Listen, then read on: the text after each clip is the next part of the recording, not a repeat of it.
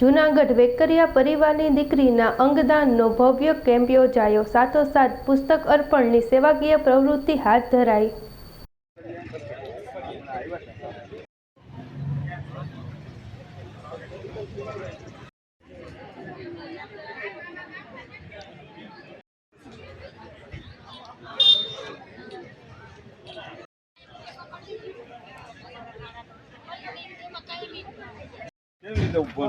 તમને આપણે ઉભોમાં તો આપણને ક્યાં કોઈ પૂછે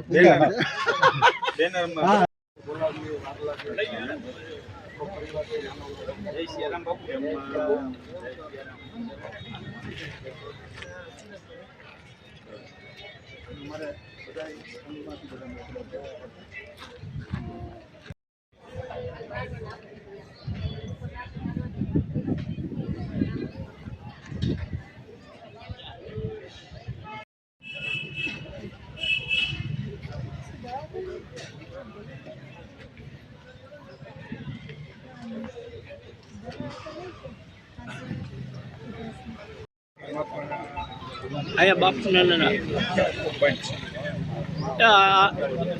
भाई हाँ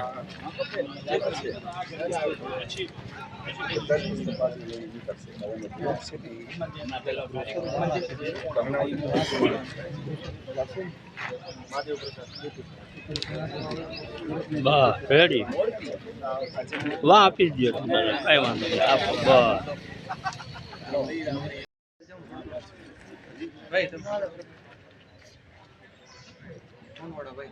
નહીં મીડિયમ આપી वांधो वांधो करो મને ખબર નહોતી अरे कई वांधो અહીંયા જો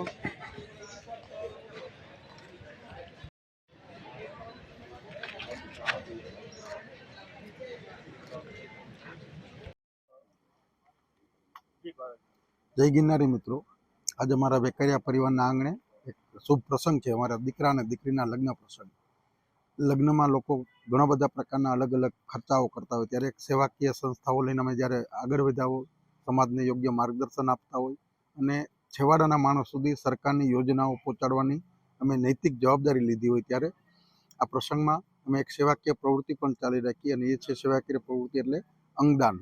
કારણ કે આજે ભારતમાં ખૂબ લાયક લોકો એમના દિવ્યાંગતાના કારણે સમાજની અને રાષ્ટ્રની સેવા નથી કરી શકતા. ત્યારે આપણે આપણા શરીરને જ્યારે પંચતત્વમાં વિલીન કરતા હોઈએ, તો એ વિલીન કર્યા પહેલાં આપણા શરીરની અંદરના 9 અવયવો એવા છે કે જે નવ જિંદગી આપે છે.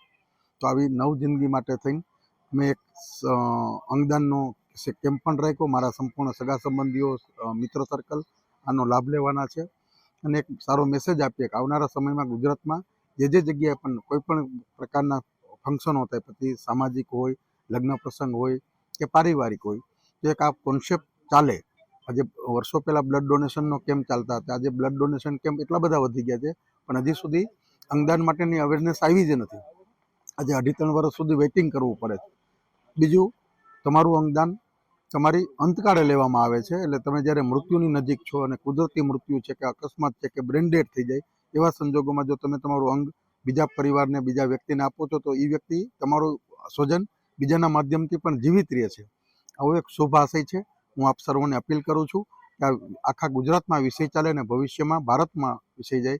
કારણ કે ક્યાંક ને ક્યાંક આપણી જે રાષ્ટ્રીય સંસ્થાઓ છે, રાજકીય સંસ્થાઓ છે, એ રાષ્ટ્રના હિત માટે અને રાષ્ટ્રને પરમ વૈભવના શિખર ઉપર બિરાજમાન કરવા માટે હરપલ કાર્યરત હોય, ત્યારે છેવાડાનો માણસ પણ આ રાષ્ટ્ર પરમ વૈભવના શિખર ઉપર બિરાજમાન થાય એવું સ્વપ્ન જેવો છે, અને એ માટેનું કાર્ય કરે છે.